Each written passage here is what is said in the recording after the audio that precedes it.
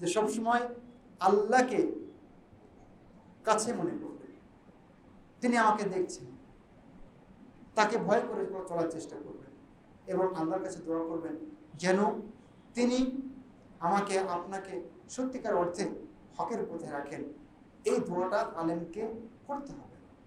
দোয়ার বাইরে আমরা কেউ না, আলেমকেও দোয়া করতে হবে, সাধারণ মানুষকেও দোয়া করতে হবে।